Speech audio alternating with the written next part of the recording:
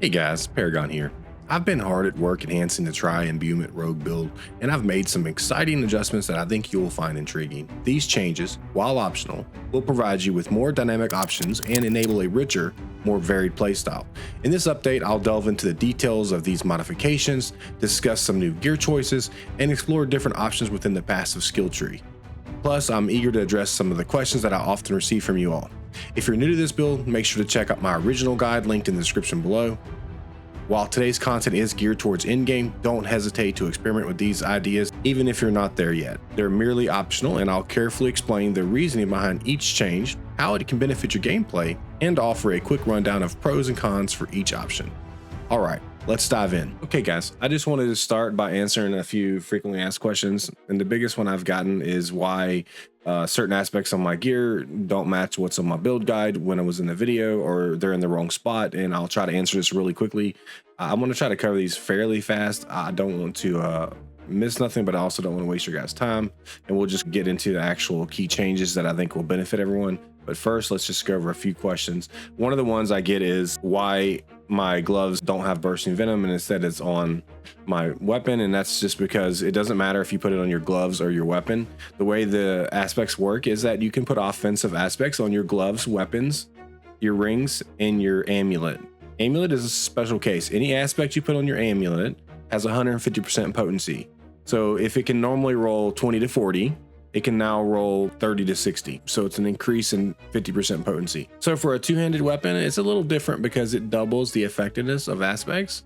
So this is why we put twisting blades, because it's one of our key aspects. We want it to be as high as possible to help generate more damage. Basically what this does is it doubles the aspect's damage. If I had this on a one-hander, instead of 20 to 30, it would be 10 to 15, right? And instead of 40 to 60, it'd be 20 to 30. And so what this does is it doubles the damage. And so we're going to get the most out of it by putting it on a two-handed weapon. Even though we don't use a two-handed weapon, we're using this as basically a stat stick, right? And so that's why we do that. Boots, you're going to be putting a lot of things on it, like movement speed, unstoppable. Whenever you hit 35% low life, you'll become unstoppable, things like that. The rest of your armor pieces, like helmet, chest, and legs, that you can kind of mismatch those around. It doesn't matter. I put manglers on my helm, I put like might on my chest, or whatever aspect I'm running currently. I do swap them around sometimes to try different aspects. Currently I'm running cheats aspect on here, where you take up to 25% less damage. Less is always a great thing to see, because when you're dealing with additive or multiplicative sources of damage, when you're taking 25% less, that's a lot of damage reduction. And what this does is whenever a crowd control enemy deals direct damage to you, you gain 15% movement speed, which is great because we're going to crowd control everything constantly, because we'll daze, we'll chill with our imbuement. Everything around us is going to get crowd controlled multiple times a second. And so this is almost always up when we're in the fray of combat, and this gives us a big source of damage reduction. You can run, if you like to, you can run might, but the reason I switched was because I'm generating so much energy now. The only time I actually cast puncture is just to put vulnerable up. So I found myself using puncture much less, because I have a hard time spending the amount of energy that I regenerate. And we'll discuss that right now. So we switched out to Starlight on the ring, which what it does is it gains 20 to 40 of your primary resource every 25% of your life that you heal. So this counts for both life regen and healing potions used. It generates a lot of life, and this scales with your ability to generate energy generation. So I have 25% energy generation. So if you take a look at this, it's 40 and you have 25% energy regeneration. It'll give you 50 energy every time it goes off. And with proper gearing, you can get this to go off 1 time per second, which means that every second you're regenerating 50 energy. And that's on top of the ability to generate an insane amount of energy with Umbral. So every time you see something, which can be like 20 times a second at sometimes, you'll generate energy back. So these two combined together generate so much energy. I would say most of the time I actually have problems spending the energy. And there's very few times that I have to actually use my puncture to generate energy. So how this works so good with Starlight is that we combine it with this aspect here of Stolen Vigor. Now, I actually had a really good aspect on here and I upgraded my chest piece. So after I upgraded my chest piece here, I thought I had another aspect of Stolen Vigor, but unfortunately I had an older one and this one only goes up to 179. Now, as you level, this actually changes. So this doesn't level with you. It's based on the item power that you get the aspect. So if you can find this aspect on a higher item power gear, it can actually roll up to, I believe, like 350. And I had one that was like 350 or 340. So if you think about that, 340 and you constantly have momentum stacks at 3, that's over 1,000 life per second regenerated. And then you kind of come on the fact that you can toss a potion in there when you start taking damage, that you're going to regenerate life at just an insane amount. And even at level 85, I have 7,000 life. That you're generating almost 25% of your life a second. And if you start taking damage and pop a potion, you will regenerate not only more life, but it'll regenerate more energy. So it's just a really good aspect. And these two together just do a lot of work of giving you just an insane amount of energy. And you don't have to run this, but I highly recommend it. It's very, very good. I still run Manglers on my helm. Now, as far as helm, if you can, this helm is pretty good, but I would say I would like to drop the basic skill attack speed on this and go for +4 to either chill imbuement or +4 to shadow imbuement, because we don't use puncture almost at all anymore. And if you're still at the point where you're having energy problems and you're using puncture a lot, then basic skill attack speed is still really good. But once you get to the point where I am, where I don't use puncture because I have so much energy regeneration, then you can drop something like basic skill attack speed. And all you're really looking for in your helm is cooldown reduction with +4 to poison. And you would also like to have another imbuement on there. So you can have basically 4 poison and 4 shadow, or 4 poison and 4 chilled. Either one of those is really good. And then on your amulet, I like to run movement speed and energy cost reduction. The energy cost reduction feels great because I combine it with my boots. And if you look at my twisting blades, it only costs 22 energy to cast hidden blades. So this is actually really nice because, you know, I can cast it almost 5 times with 100 energy, and I'm regenerating, you know, 60, 70, 80 energy a second. So most of the time it's really hard to spend energy to even keep this going.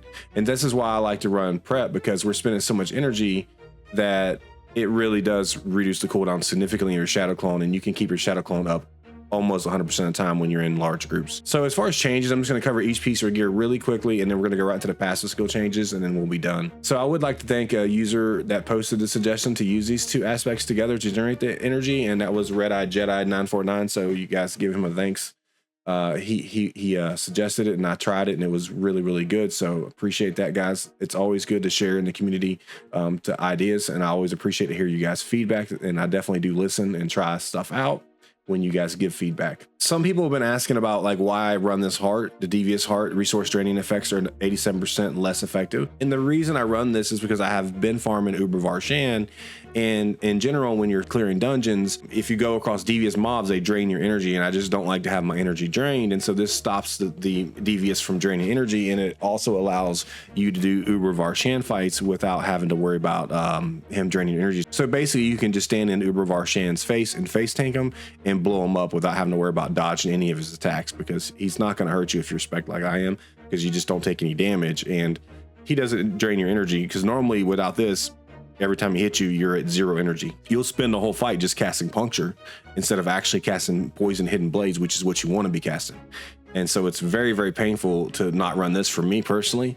And then I run 20% a reduction of incoming damage for this. This is the heart that I suggest to everybody run, because it's just so tanky. And then of course, this is our key heart. It's the Wrathful Heart, where your attacks have 5 to 15%. Now this is a 14% roll, and I've had the worst luck trying to get a 15% roll, but 14% still does some really good work. I've ran it at 5% when I first started, and you know what? It still did really good. So don't feel bad if you don't have a high roll. Just hang in there. You will get some. While we're talking about hearts, guys, I just wanted to talk about some optional hearts. Now, the ones that I think are mandatory is this one, Wrathful, obviously, because it enables our build. And I think this is pretty mandatory because it's 20% just incoming damage is suppressed. So it's just so tanky. The third one is a little optional. So I run the resource draining effects that are reduced and less effective. But if you don't want to run that, there is some options, like for example, you could run after spending 150 to 200 of your primary resource, your next attack stuns enemies. This is quite good, and when you stun an enemy, it will give you some extra energy back and some survivability. This is also probably even better. It's when you use subterfuge skills, leave behind an unstable shadow trap. What this does is basically it just puts a clone down on your trap when you pop your trap, and it taunts enemies, so everything just runs to the trap, which allows it to get clumped up.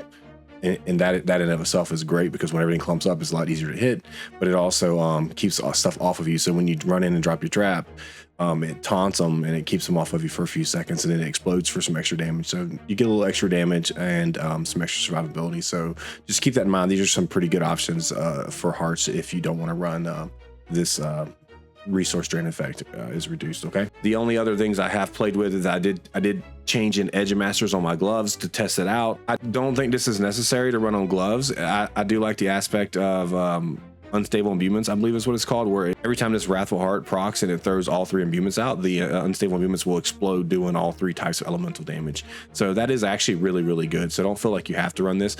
The reason I'm testing this out is because I have so much energy regeneration that I'm almost always topped off, and this really does put a lot of work in, because this is 20% more damage based on the available primary resource. And if I'm sitting at 100, then I'm basically getting a full 20% damage. When I get to 50% energy, I'm still getting 10% more damage, and that's a more multiplier. So this does a lot of work, and it's pretty good. On legs, like I said, we already talked about this. I put cheats aspect on here. So the reason on boots, I run Ghost Walkers, which is the while unstoppable, and for 4 seconds after, you gain 25% increased movement speed and can move freely through enemies. And that's because I'm just taking 1 point into concealment. I don't even take advanced concealment, just 1 point, and I drop poison trap. And the only reason I did this was in order to farm nightmare dungeons faster. It's because I had so much damage and survivability, I didn't need it at my current level. But if I was going to do like boss fights or harder content, I would probably put the trap back on there, because the trap knocks enemies down. It procs energy regeneration. It also gives you some survivability, and it also gives you 12% additional crit. So if you drop this, you have to drop 3 points out of the passives that give you 12% crit. So this is less DPS significantly, but it does give you another form of unstoppable, and it allows me to hit 200% movement speed. So I'll just kind of show you real quick. You know, once I pop this and I'm running it right now at 200% movement speed. So you really can just zoom around, and when it ends, I'm still got the 25% movement speed here for like an additional, like, what is it, 4 seconds. So for 4 seconds afterward, you still gain 25% movement speed, and my base movement speed is 155. So that puts me at 180% movement speed. And then while this is active, I'm capped at the 200% movement speed cap. So that's the reason I run this. It's just a way to get around and get through stuff. It does give you another form of unstoppable. So if you get into trouble, you can pop this and just kind of run through packs and get out of there if you need to. I don't need it for that. I basically just run it just for the ability to zip around the dungeon quicker and to speed clear. So if I'm farming like a split farm Surat's Lair for experience, I'll use this because I'm just getting in and out quickly, and I'm just mowing through stuff so fast that it doesn't matter. So that's why I run that. Okay, so first, before we go to the passive tree, I just want to talk about one of the key things that I feel like people are missing. A lot of people will come to me and they're like, I'm dying, or I'm struggling and I can't stay alive. And I feel like if you're struggling and you can't stay alive, guys, you really need to make sure that you got the right stats rolled on both your chest, your legs, and your boots, because you want to have defensive reductions on these two, and stop rolling stuff like offensive stats. I see so many people that come to me and they're like, I'm struggling, I'm dying, and I'll look at their chest and I'll look at their legs, and they're running like temerity on the legs, which gives you barrier, which we don't really use, and it has no defensive stats. So don't do that. Don't worry about offensive stats on your chest and your legs. You really need to use these pieces to really optimize your defense. And there's a lot of options. Now I have life, dodge chance while close, and I have damage reduction and damage reduction while injured. These are all great stats. You don't have to have these exact stats. You have damage reduction from distant, you have damage reduction in flat, you have life, you have dodge flat, you have dodge while close, you have there's just a lot of stats you can get, and they're all really good. Just try to find 4 of them that's really good, and they add up. I mean, if you take a look at my defensive skills here, not only do I have 6,000 armor, which is pretty good, the resistance, which we all know don't work, but look at this. I have 15% chance to dodge and another 12% chance to dodge while close. So everything that's around me, I'm almost at 27.5% dodge. So a quarter of the attacks are just going to basically be negated. So also I have a flat 8.6% damage reduction from all sources, which is great. And this reduces increment damage taken from all sources after applying your armor and elemental resistances. if elemental resistances worked, which they don't, but armor does. And so we definitely want to use as much armor as possible. I have 21% damage reduction from elites. This is coming from my Paragon tree. I have an additional reduction from while enemies are vulnerable, which is almost all the time. So this adds up. Damage reduction from enemies that are slowed, which we do slow because we can chill stuff. Damage reduction from close enemies. This is going to be active most of the time because most of the time we're going to be in the middle of combat with a lot of stuff around us. Damage reduction from poison enemies. That's everything around us. So you can see how I've stacked a lot of these damage reductions. So this one, damage reduction while injured, is one of my favorite things to stack. It's because when you drop 35% life and you get in trouble, this kicks in and you become almost unkillable. It's really, really hard to die with this on, especially if you have a really good roll on the aspect of stolen vigor. You can get this where it's healing 1,000 life per second. There's almost no way you're taking 1,000 life per second in damage when you're at 35% life when this kicks in.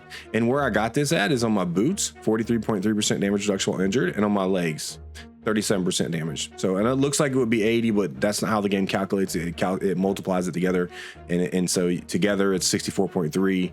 But it's still very, very strong, especially in combination with the rest of these damage reductions. So hopefully this helps to answer some of the questions about like why you're dying. If you're struggling and you're having some issues with survivability, look for some of these key stats, okay? And you notice here these boots are pretty good boots, are 814 roll power. This is pretty much exactly what I would want on boots. I got movement speed. I'd like it to be higher, but it's okay. I got dodge chance, I got energy cost reduction, and I got damage reduction while injured. This is actually exactly the stats that I was looking for. So if you can find like 3 of these or even like 2 of these, go for it. So I would say for me, energy cost reduction is something I could drop because I want to keep my survivability because I have so much energy regeneration. But at lower levels, I definitely would not have dropped my energy cost reduction because I was struggling with energy. And so, you know, as you progress higher into the game, you start getting better gear. You're going to start looking for more in-game gear like this, and you're going to look for stats like this. Okay, so once you start to pick up these kind of stats, you really start to feel better. And so for rings, like the stats that you're looking for is something like this, where you have good critical strike chance. You definitely want vulnerable on your ring, and then you want critical strike damage because it's a multiplicative source of damage. So as you can see, I don't have that, so I'm missing a lot of damage there. I do have imbued skill damage, which is okay, but it's not great, but it is what it is because this is what I got, so I'm running with it. And here I have critical strike chance, critical strike damage with imbued skills, and vulnerable. And this is definitely one of the weaker pieces of gear that I have, but it's okay.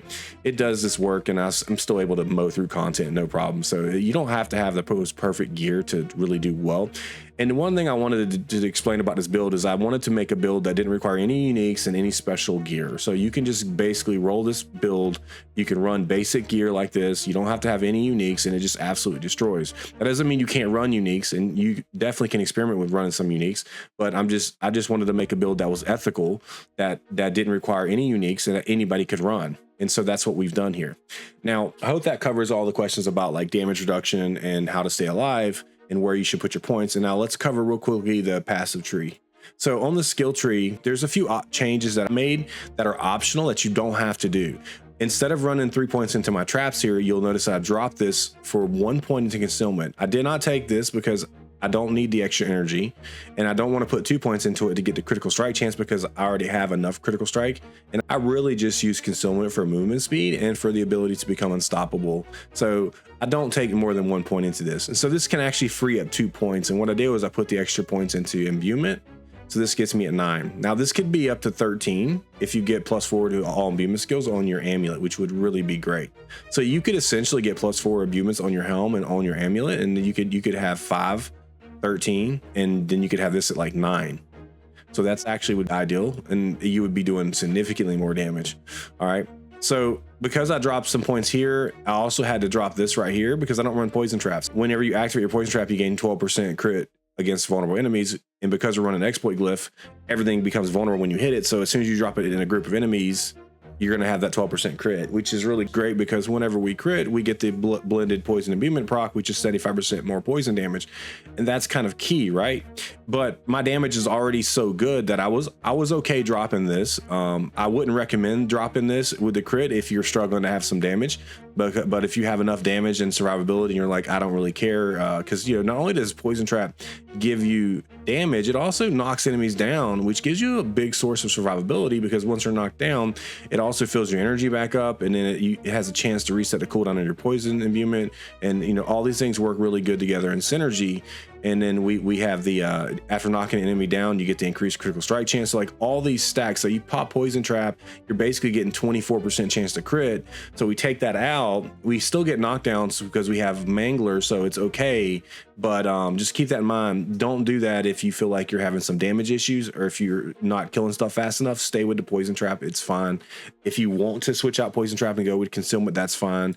If you want to go with shadow step, that is actually another option. Go for it.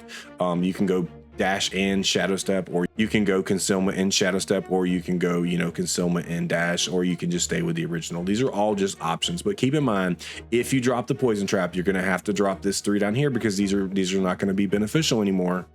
And when you drop these 3, where I would recommend putting them is put them in poison imbuement and put some points into exploit, because this, you deal 18% more damage against healthy and injured, is a lot.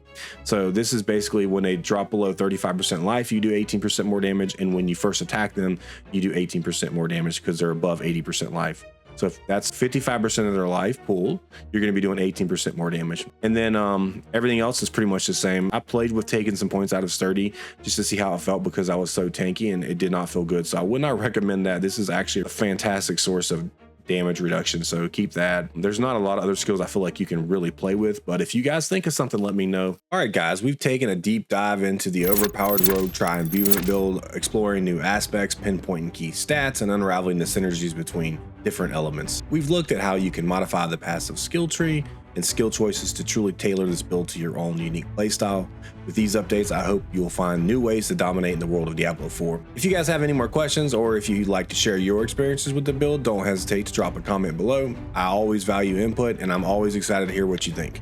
Don't forget to like this video if you found it helpful, and hit the subscribe button and notification bell if you're wanting to stay up to date with more Diablo 4 guides, strategies, and tips. This is Paragon. Thanks so much for watching, and I'll see you guys in the next video.